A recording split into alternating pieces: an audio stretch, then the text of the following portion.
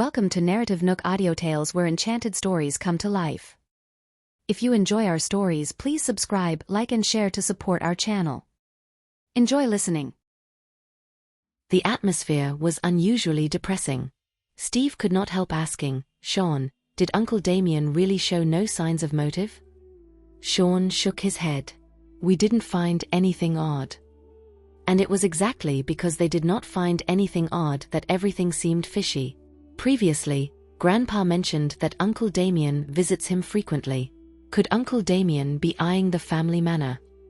Nicole guessed. After all, Miley and Karen had been eyeing Mr. Riddle Sr.'s assets. They did not manage to get any of the company's shares, nor any right of inheritance from the Riddle family. They must be yearning to get something. But what would Uncle Damien want from the family manor? Grandpa wouldn't allow it anyways. Steve was still confused. Nicole frowned. It's true that there's nothing in the manor that Uncle Damien could easily take. If he really were aiming for something, it'd be something which Mr. Riddle Sr. hadn't noticed. So, what would be something that Grandpa hasn't noticed? In Family Manor, there's dash. All of a sudden, Nicole recalled something, and her eyes darkened. "The land certificate of the family manor," Sean slowly uttered. Seeing that Sean had come to the same conclusion, Nicole nodded in agreement. "That seems to be the most probable thing." Steve gritted his teeth. He really has the guts to think about that. Damien actually had his eye on the family manor. If everything went his way, would Mr. Riddle Sr. be able to handle? He would most likely be angered and fall sick again. "Their sight is only guided by money," Nicole said coldly. "But what would he do if he manages to get the family manor?" Nicole was still confused about that. Even though Damien was a greedy person, he would not make it obvious yet. "Maybe Everett is going to make a move," Nicole speculated with a serious look. She turned to Sean. Then, Sean nodded. "I'll ask my men to keep an eye on him." What are they scheming now? Isn't it enough for them to partner with Harvey in targeting Uncle Dylan's company? Steve was a little angered. These people are really annoying. Nicole's gaze darkened as she spoke solemnly. "They were bold enough to try and kill Grandpa. Did you think they'd be satisfied with getting Dillcorp only?" The whole room was quiet. They were clear that it was not enough for Damien. The elevator had reached the ground floor. After the three of them walked out, they headed for their cars. Since everyone was gathering at the family manor, Nicole had informed Jared not to pick her up. She asked Jared to accompany Nolan and Lana as she would be carpooling with Sean and Steve. Samuel won't be attending because he hasn't recovered yet. Mom and Dad should have informed Stanley and Spencer about it. They'll head over on their own. I guess we can just go there straight away and meet them there.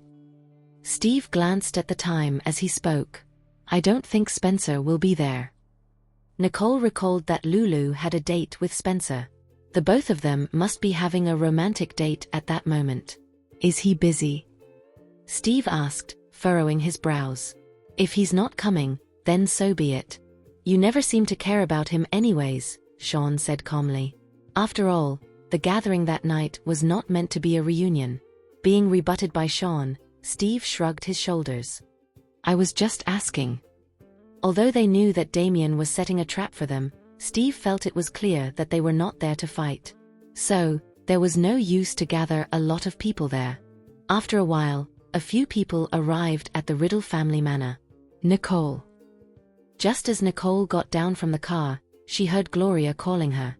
Nicole raised her head and looked over. Gloria and Daniel had just arrived and were about to enter the house. The siblings quickly walked up to them. Mom, Dad, they said. Since we're here, let's go in. I guess we're the only family that hasn't arrived. Daniel glanced at the driveway. The house compound was indeed full of cars. At one glance, one could tell that everyone had arrived. Then, Daniel and the rest entered. Dad. Grandpa. After greeting Mr. Riddle Sr., Daniel turned to Damien, Dylan, and Dexter. Brothers. You know that everyone is gathering today, and yet you chose to come this late. I guess it's going to be hard to meet you and your family in the future. Karen snorted and spoke in a strange tone. Karen. Just as Gloria was about to explain, Nicole interrupted and said, "We came here straight from work. It's only because we're busier that we're late. How could we compare to Uncle Dylan and Aunt Karen, who have so much free time?" You. How could Karen not tell that Nicole was mocking their company's poor performance? Karen's face turned red from anger. "That's enough. Everyone take a seat," Mr. Riddle Sr. spoke, and everyone became silent. After they had sat down, Nicole scanned the whole room. Everyone really came. The whole family was there, except for Chloe, Samuel, and Spencer. As Nicole's gaze landed on Preston, Preston raised his brows at her. Nicole smirked as a response to him. "Nicole, the proposal which you helped me with was immediately approved when I headed back for the meeting. It's also been sent to our partners, and they were satisfied with it. It seems like we'll have a huge chance at taking the project. Thank you very much." Ella spoke in excitement. "It's nothing." Nicole smiled. She was more than happy to help him. "Nicole, we really have to thank you," Emma said, full of gratitude. Especially since she saw how hardworking Ella was in managing the company, and how Ella's skills improved over time. Emma only had 2 sons. Her eldest, Emery, was into computer games. He even built his own team and regularly participated in competitions. In fact, his team had gained some popularity in the international esports arena. However, this also meant that Emery was not interested in managing the company. He had no intention of taking part in the company at all. Luckily, Emma still had Ella. Although he had just entered the working world and lacked experience, he was very motivated because of Nicole. Ella had improved a lot with Nicole's help. With this, Emma and Dexter were at ease. After all, they themselves were incapable of running the company. If they could completely hand it over to Ella, a weight would have been lifted off their shoulders. "Aunt Emma, it's nothing much. There's no need to be this formal." Nicole was a little shy. At the end of the day, she only thought of it as lending a helping hand. "We owe you one. When you come and visit us, Aunt Emma will cook up a feast of her best dishes for you." Dexter was also satisfied with his son and the company's improvement. He was extremely grateful toward Nicole. "Uncle Dexter and Aunt Emma, if you guys are going to act like this, I wouldn't dare help Ella again in the future." Both of them were so generous that Nicole had to make a light-hearted joke to lighten the atmosphere. "No. Nicole, you can't leave me alone." Ella instantly shouted. "Then just treat it as a casual visit to my house," Dexter rephrased, still wanting to express his gratitude. Before her niece could reject again, Gloria said, "Nicole, you should visit Uncle Dexter when you're free. After all, it would be ungracious not to accept one's kindness." Gloria felt that Dexter and his family had no ill intentions toward them, so of course they would have to build a good relationship. At the end of the day, they were family. Hearing Gloria's advice, Nicole decided to accept the invite. "All right then. I'll bring my parents along with me." "Haha, sure. The more the merrier. Ask your brothers to join you as well." Dexter responded with laughter. "We're all here to visit Grandpa, and here you guys are causing a commotion while ignoring Grandpa. What attitude is this?" Rain scoffed and scorned them. Nicole frowned a little and thought, "Rain really loves to make things difficult for me. She'll even put on a show in front of Grandpa and act like she cares about him. I'm afraid she'll only be able to fool herself with this show." Nicole shot a cold glance at Rain and questioned, "Aren't we gathered here because Uncle Damien wanted to announce something? So, we're actually here just to visit Grandpa?" "Of course we're here to visit Grandpa. What other matters would there be?" As Rain spoke, she glared at Damien and his family unsatisfactorily. The relationship between both families had been determined. Therefore, Rain did not want to attend the gathering at all. Yet, she was worried that she would miss out on some news.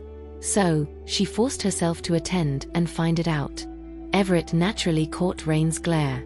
He narrowed his eyes but soon adjusted himself back to normal. "Rain, I think it's best for us to hear it from Uncle Damien. After all, we're not quite sure what's going on." Snow pretended to be considerate. She appeared to be saving Rain from being embarrassed, when in fact, she was also testing Damien. No matter what, Damien and his family were acting weird. They suddenly gathered the whole clan but did not reveal the main reason. "Heh. In fact, I gathered everyone here just to have some fun. It's just that, I think Dad might feel lonely from being alone for quite some time. That's why I suggested everyone come here." Damien smiled as he spoke. He seemed to be doing this solely for the sake of Mr. Riddle Sr. A cold smirk formed on Nicole's face as she analyzed everyone's intentions. "These people. Rain is purely here to provoke me. Snow isn't as pure as she pretends to be. As for Uncle Damien, I'm even more sure that he gathered everyone for some other purpose." Since everyone had arrived and Damien had not announced a single thing, there was only one possibility left. And that was to create a camouflage. Damien intended to use these people as a cover-up. After all, it would be hard to manage the scene with so many people around. If they were planning to do something, this would create a perfect opportunity for them. And with so many people here, anyone could be easily turned into a scapegoat. "It's really a good plan." Nicole let out a scorn. But unfortunately, she was not going to give them the chance to do it. Nicole turned and looked at Sean. Then, she lightly nodded her head. Sean responded once he understood the signal. Withdrawing her gaze, Nicole turned and looked at Rain as well as Snow. "Since Uncle Damien is the mastermind, I should give him some chance to present his show." Nicole suddenly turned over, and Rain turned pale. Rain regained her composure and said angrily, "What are you looking at? Didn't you feel left out just now? I thought you wanted to chat with me." Nicole responded innocently, "When did I say I want to chat with you?" Rain gave Nicole a hard stare. "Then, what were you trying to say just now? You were trying to frame me?" Nicole questioned with an angry look. Rain's face turned pale again. She gritted her teeth and responded pitifully, "I was just reminding you not to ignore Grandpa. Since you care so much about Grandpa, I don't understand why you haven't visited him these days." Nicole furrowed her brows thoughtfully. "Humph, I don't need their fake concern," Mr. Riddle Sr. grumbled in dissatisfaction. Rain's face turned pale, and she could only explain with a stiff smile, "Grandpa, it's just that I've been busy with work lately and didn't have time to come." "You, a small branch, are busier than the headquarters," Mr. Riddle Sr. said, expressing some disdain. He really did not need these people to visit him, so as not to anger him. But he disliked this fake concern even more. Under Mr. Riddle Sr.'s stern questioning, Rain's face turned pale and flushed alternately. She felt like she was being burned, as if Mr. Riddle Sr. was saying that she was not as good as Nicole. "Grandpa, it's precisely because we're not as competent as Nicole that we have to work harder to gain more experience.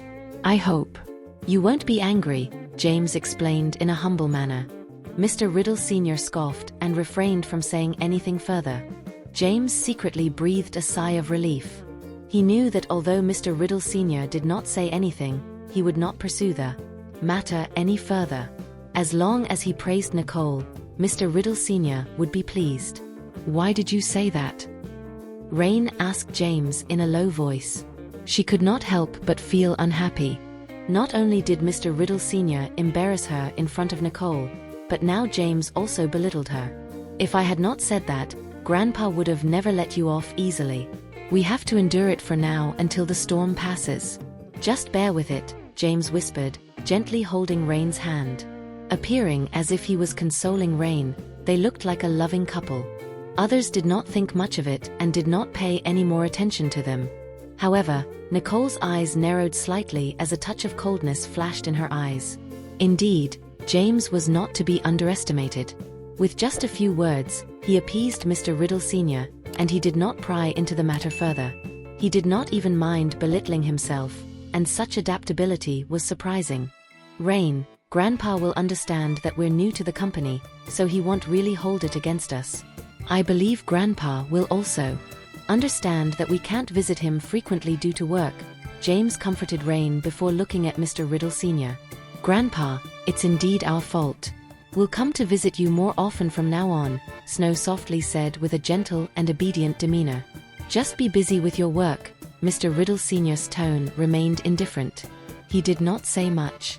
For him, perhaps not coming back would be better. Rain did not feel the best when she saw her grandpa's lack of enthusiasm and cold demeanor. She could only persist and continue. "In fact, even though we didn't come, we're still concerned about you, and so are Mom and Dad." "Concerned, huh?" Mr. Riddle Sr. maintained an unmoved appearance. Knowing that they were concerned about him made him sleepless at night. Snow's face turned slightly pale, feeling a bit stifled as she bit her lip and looked at Dylan and Karen. She could not stand Nicole belittling her family, so she had spoken up for Rain. But now, things seemed like it was getting complicated, and Mr. Riddle Sr. seemed to believe Nicole. "Dad, what Snow said is right. If Damien hadn't asked us to come back today, we would have planned to visit you in a few days." Dylan echoed. Mr. Riddle Sr. snorted, not inclined to believe Dylan's words. He was content as long as they did not want to harm him. "Grandpa, it's true that they're concerned about you," Nicole suddenly spoke up. Everyone in the room looked at Nicole in surprise. They could not understand why she would speak up for Dylan's family. Mr. Riddle Sr. was also puzzled and looked at Nicole, asking, "Is that so?" "Of course," Nicole said calmly and confidently. Snow squinted her eyes in suspicion. What was Nicole trying to do now? Smiling lightly, Nicole continued, "The other day at the charity event, I had my eyes on a peace buckle and planned to bid for it as a gift for you, Grandpa. But unexpectedly, Snow won the bid. I assume she wanted to give it to you too." Sean saw Nicole's cunning expression and played along. "I remember the competition for that peace buckle was quite intense. Turns out, it was you two who were competing to give a gift to Grandpa." "I see." I was so confused that I was thinking to myself, why would people bid so hard for a peace buckle? Steve added before looking at Snow. "Well, at the end of the day, you won. I think this means that you're the most filial grandchild in the Riddle family." Snow was helpless as she responded with a smile, "Yeah. I thought that giving it to Grandpa would be the best choice, but I didn't know you also intended to do the same. If I had known, I would have given it to you," Snow said with a hint of guilt. "I think it's also a great idea for you to give it to Grandpa. Uncle Dylan just said he's planning to visit Grandpa in a few days, so I believe you were planning to give it to Grandpa at that time, right?" Nicole said politely. Snow reluctantly agreed, "Yes, that's right." Nicole smiled as she saw how forced, reluctant, and heartbroken Snow was. Nicole had achieved her goal, so she did not want to bother with Dylan's family anymore. Feeling good, she turned her gaze back to chatting with Ella. Dylan's family was upset after being fooled, but all they could do was act calm. Dylan smiled at Mr. Riddle Sr. and said, "Dad, I figured there were too many people around today, and it was a bit ostentatious.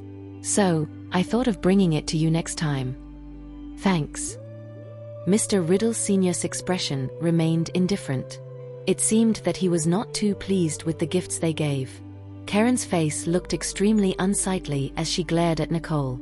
She could not help but think that Nicole had done it on purpose. It's $3 million. How could she do this? However, in such a situation, they could only swallow their anger. What can they do? Say that it was not for Mr. Riddle Sr.? That would be even more embarrassing. Besides, Mr. Riddle Sr. was upset and had his guard up against them. If they were reluctant to give him that peace buckle, things would only take a turn for the worse. "Mr. Riddle Sr., dinner is ready," the butler informed. After glancing at everyone, Mr. Riddle Sr. said, "Let's eat." Soon, the whole family gathered in the dining room, and the previously empty space suddenly became lively. After all the dishes were served, Mr. Riddle Sr. invited everyone to start eating. Even though they had a big family, everyone had their own thoughts, and the atmosphere at the table was not as relaxed as it should be.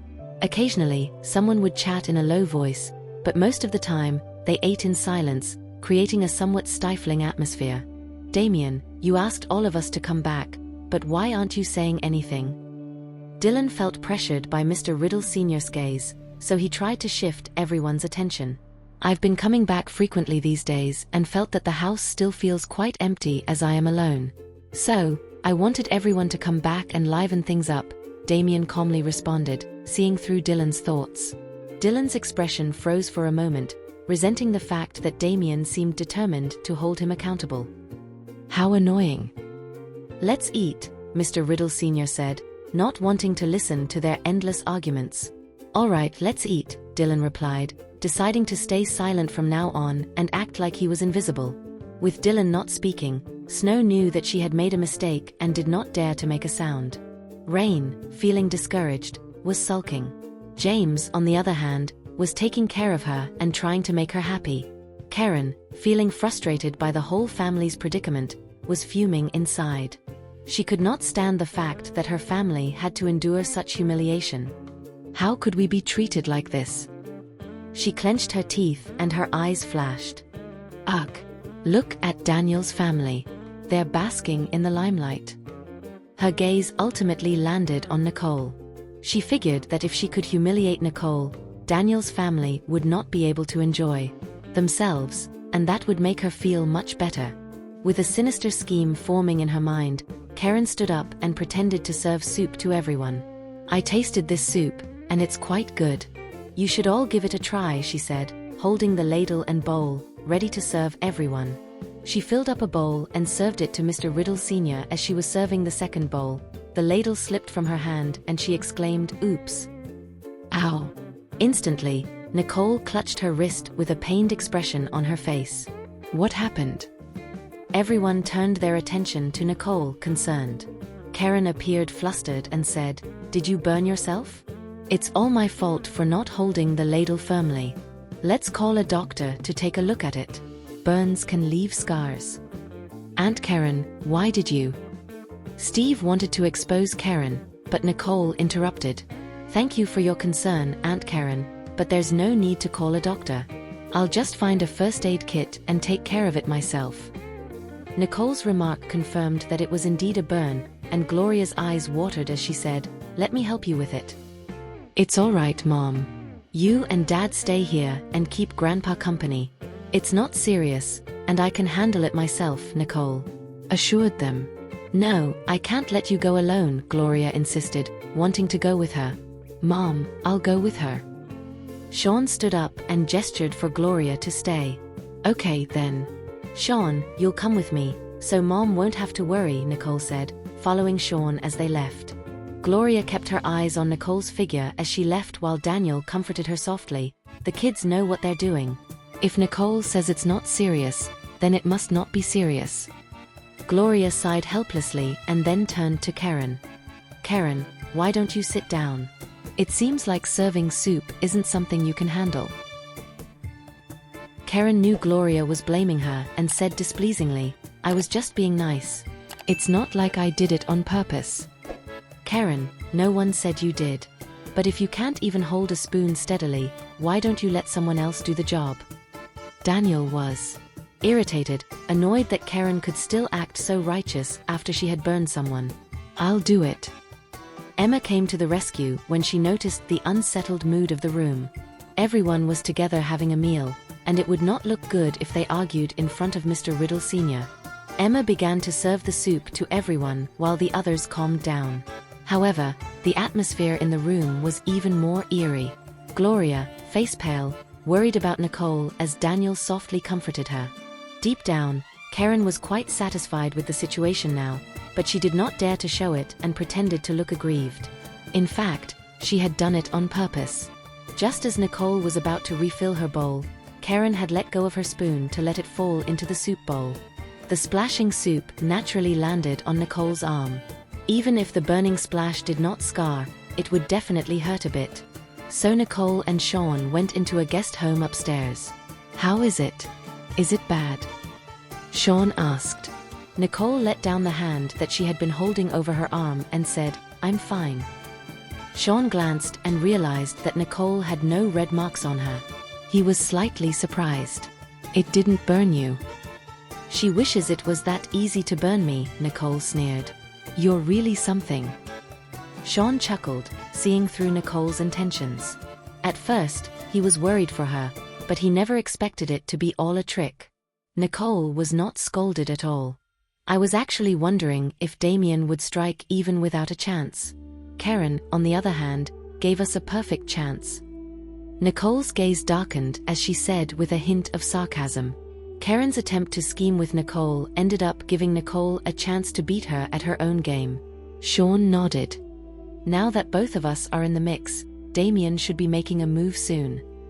After all, if something goes missing, Sean and Nicole would be under suspicion. This was the perfect time for Damien to frame and set them up. In that case, Damien could achieve his goals and stay out of trouble. Is everything arranged? Nicole whispered. Sean responded, it's all set. Don't worry. Nicole sat down and took out a first aid kit from under the coffee table, opening it. She casually grabbed a roll of gauze to wrap around her arm. I'll help. Sean sat down. It was for show, so they should at least make it look realistic. Once Sean finished wrapping her arm in gauze, Nicole checked the time and said, it should be about time. I'll go and check. Sean stood up and gently pushed the room door a little. They had chosen this room for a purpose. It had a view of the study room, but the study could not see this side clearly. At this moment, Sean saw two people sneakily come to the study room's door. One of them entered the room, while the other stood by the entrance, seemingly keeping watch. A hint of darkness flickered in Sean's eyes as he quietly watched them. Sean was caught off guard when the person who went in soon came out with something concealed in a bag in his cloth. They did it, Sean said, and closed the room door. Hearing the footsteps outside growing fainter and then eventually disappearing, they knew the two people had left. We should go down too, Sean said to Nicole calmly. Nicole shrugged, standing up. Let's go then. It was best to leave discreetly after achieving their goals since the trap had already been set. Soon the two went downstairs and back to the dining table. Nicole, is your arm all right? Gloria asked in concern. Nicole smirked and comforted her. No big deal. I applied some ointment. It'll be better after a few days of rest. Gloria continued to worry about Nicole. She decided to wait until they got home to ask again. She understood Nicole could not simply accuse Karen with so many people present. It was best to settle down for now. Since you're fine, come join us, Mr. Riddle Sr. said while his gaze landed on Nicole's arm. Don't worry, Grandpa. I'm fine. Nicole chuckled, deliberately moving her arms. Be careful. Don't move it around, Mr. Riddle Sr. admonished with concern. Nicole then turned to the crowd, reassuring, there's no need to worry, guys. Let's eat. Right, come on. Eat up. Karen put on a polite smile. With a touch of civility, she added, I'm just glad you're okay. Otherwise, I would have blamed myself to death. Sorry to have troubled you. Nicole glanced at Karen meaningfully. Karen's smile faltered for a moment. She inexplicably felt as if Nicole had seen through her. Something flashed in Nicole's eyes. Then she ignored Karen, planning to get even with her later. Mr. Riddle Sr. The house butler came over. With a grim expression, he spoke softly into Mr. Riddle Sr.'s ears. We have a break-in in the house. Something's missing in the study. What happened? Mr. Riddle Sr. was livid instantly, thinking, who would have dared to target the Riddle family? I've checked. The study was clearly rummaged through by someone. But it's still unclear what went missing, the house butler said gravely. The house butler knew the study was filled with important items for Mr. Riddle Sr. I'll go to take a look. Mr. Riddle Sr. went upstairs with big strides. What's going on? Although the house butler's voice was low, everyone could sense that something had happened. They were all quite puzzled at Mr. Riddle Sr.'s sudden rush to go upstairs. We should take a look too. Karen inexplicably felt this was something quite crucial for Mr. Riddle Sr., so she wanted to go and check the situation out. Karen, I think we should wait for Dad to come down, Emma suggested softly. Emma felt like this was not the right time to intervene in the situation. If Mr. Riddle Sr. wanted them to know, they would naturally get hold of the information. On the contrary, Mr. Riddle Sr. would get displeased if they went over without his consent. What if it's important? We should help him out, you know, Karen added, reluctant to give up. She then looked at Dillian. What do you think? I'm with Damien. Dillian's gaze darkened. He had a feeling that they had to keep a low profile on this matter, and it would be better to follow the crowd. If the others were going, they would naturally follow. However, if the others were not going, they would be the subject of gossip if they went alone. Karen looked at him. Damien, Dad looked off. Why don't we go take a look? Damien remained silent before saying, it's better to wait. Since no one was going to disrupt Mr. Riddle Sr., Karen could only clench her teeth in anger. A smirk appeared on Nicole's lips when she noticed Karen's visibly agitated appearance. She genuinely hoped Karen would go up and check the situation. It's hard to even imagine how suspicious Karen would look once people start to notice how involved she was during the situation. The dining room fell into silence, everyone waiting quietly. All had the same thought in mind, thinking what could have happened. Finally, Mr. Riddle Sr. returned downstairs with heavy steps. Dad, what's wrong? You don't look well. Daniel instantly got up, helping Mr. Riddle Sr. to sit on the couch. In such circumstances, no one was in the mood to enjoy their meal. Therefore, everyone gathered in the living room. Dad, did something bad happen? Dexter asked with concern. Well, Mr. Riddle Sr. sighed. Someone broke into the house. Is anything missing? Dillian asked, with an unusual expression.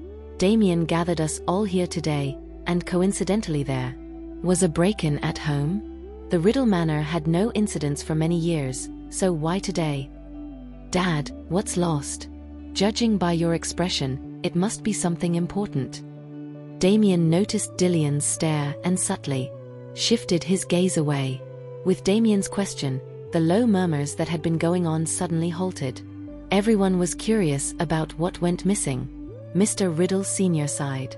The Riddle Manor's property deed is gone. What? Everyone was utterly shocked. But what's the point of the thief taking the property deed of the house? Stanley asked, puzzled. Having the property deed did not mean one had the right to sell it or apply for a loan. It was practically useless to obtain the property deed. They probably thought that this old man wasn't going to live for long, Mr. Riddle Sr. said meaningfully, and his gaze swept slowly over everyone.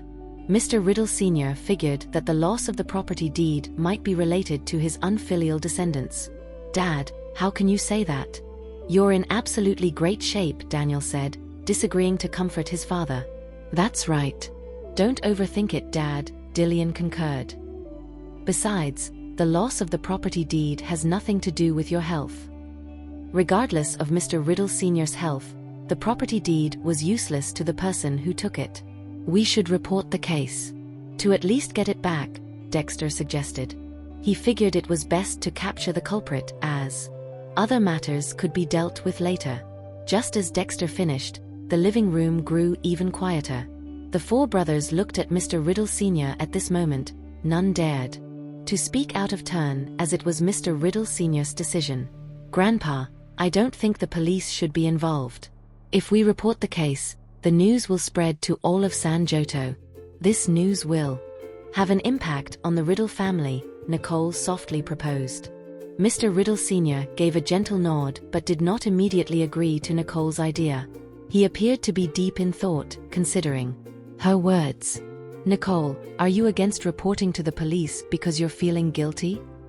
Rain seized the opportunity to accuse Nicole. Nicole had humiliated Rain just a while ago, so there was no way Rain would let Nicole off the hook now. Nicole raised an eyebrow. Guilty? Did you see me do it?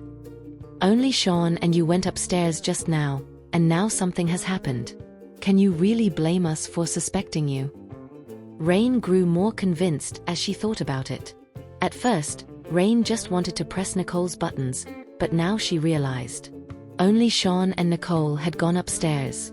Hearing Rain's words, Karen immediately chimed in. Now that you've mentioned it, there were indeed only you two who went upstairs. Nicole moved her arms and said meaningfully, have you forgotten why I went upstairs? Karen turned stiff. It was a spur-of-the-moment decision to provoke Nicole. If she had not done it, Nicole would have had no reason to go upstairs. Maybe she hit your spot. If you hadn't been burned, you might have other excuses to go upstairs, Rain said indignantly, convinced that something was wrong with Nicole. All right, you're saying I'm the culprit.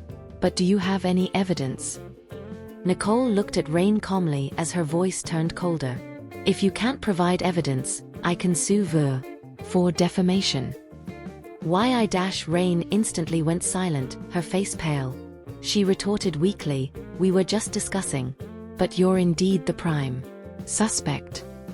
Sean and Nicole were the only ones who left the dining table. However, Rain also knew that even if Nicole was the culprit, Nicole would not leave any evidence behind. So, there was no evidence now. Enough arguing, Mr. Riddle Sr.'s voice rang out, and everyone instantly stopped talking. After glancing at the crowd, Mr. Riddle Sr. said, let's forget about calling the police. But this matter can't be left unresolved. We must investigate thoroughly. How can we investigate? Dexter frowned, thinking it was impossible for them to handle it on their own. Everett, Preston, Steve, Ella, Mr. Riddle Sr. called out and instructed them, the four of you will be in charge and get to the bottom of this. The four exchanged glances before reluctantly agreeing, okay. Well, that's settled. Everyone can leave now. Mr. Riddle Sr. held his head wearily. Dad, get some rest.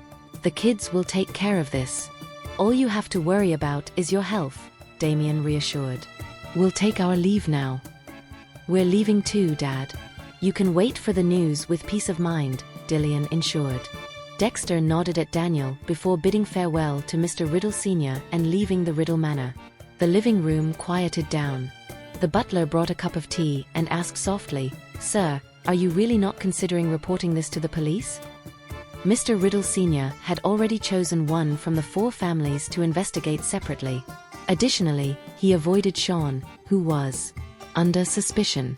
However, it was unlikely that these four would work together effectively during the investigation. In truth, all of them had become suspects in Mr. Riddle Sr.'s eyes, and it was uncertain whether the truth would be revealed. Mr. Riddle Sr. took a sip of his tea, saying meaningfully, yes. After all, we have to wash your dirty linen at home. It was clear that the thief who took the property deed was not present, but the mastermind could be among this group of people. Whether the situation was escalated by involving the police or conducting a quiet investigation, the outcome would be the same. The discovery of any information would depend solely on these four individuals. That was why Mr. Riddle Sr. decided to have people from the four families conduct their own investigations. You're going to great lengths, but... The butler could not help but feel sorry for Mr. Riddle Sr. He felt that the old man's heart must be hurting the most right now, as all of the suspects were his sons. Thank you for listening. If you have enjoyed this story, please like and share so others can see it too. Also hit the subscription button and notification bell so you can be notified on our next release. Thank you for your support. God bless you.